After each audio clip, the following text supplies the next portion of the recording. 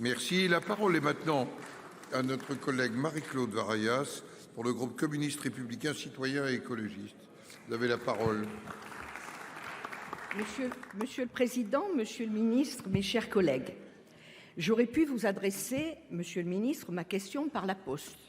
Mais il aurait fallu que je prenne mon mal en patience, que je fasse le choix du timbre vert et son délai désormais de J+3, ou alors que je paie une e-lettre rouge que je devrais scanner avant de l'importer sur un site internet afin qu'un agent des postes l'imprime et la transporte jusque chez vous.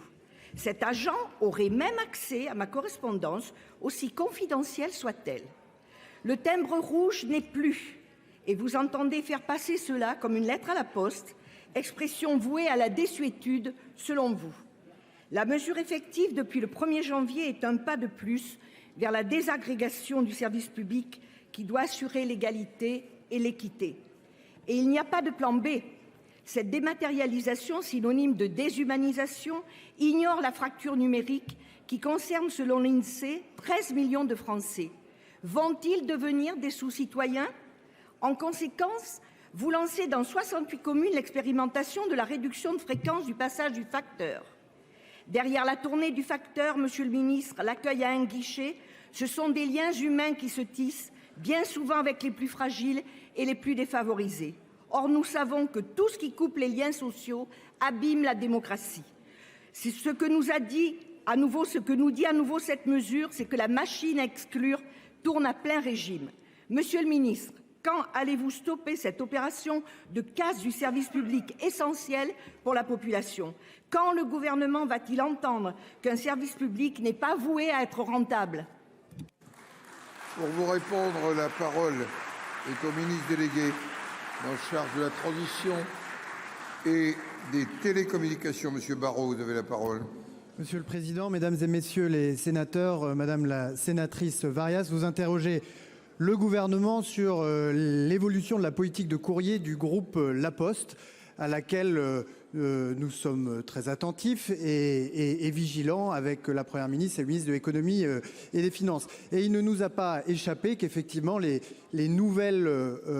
évolutions nouvelles ont suscité de la part de nos concitoyens certaines questions et inquiétudes légitimes.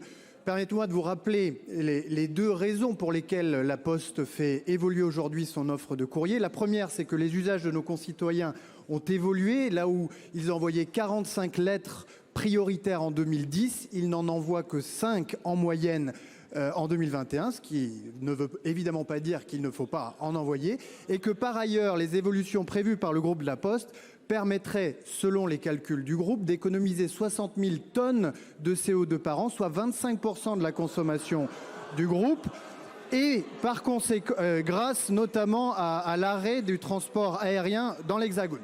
Ceci étant dit, si vous voulez bien me laisser terminer, Mesdames et Messieurs les sénateurs, quelques éléments qui, je l'espère, seront de nature à vous rassurer. D'abord, les timbres rouges qui ont été achetés avant la fin de l'année sont évidemment fonctionnels. D'autre part, la présence du facteur 6 jours sur 7 n'est pas remise en question.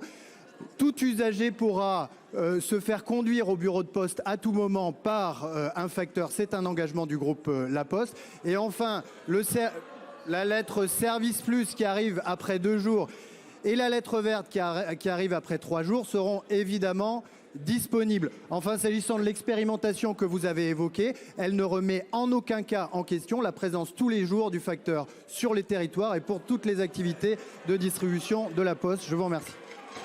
Madame Varayas. Monsieur le ministre, je tiens avec mon groupe, c'est qu'après l'hôpital, le rail, l'énergie, la disparition du timbre rouge, Monsieur le ministre, symbolise le démantèlement de nos services publics, patrimoine de ceux qui n'en ont pas. Avec l'attaque contre notre système de retraite, c'est l'ensemble du dispositif de solidarité qui est mis en cause sous les injections de Bruxelles. L'exaspération des Français est à son paroxysme en ce début d'année. Allez-vous enfin les entendre?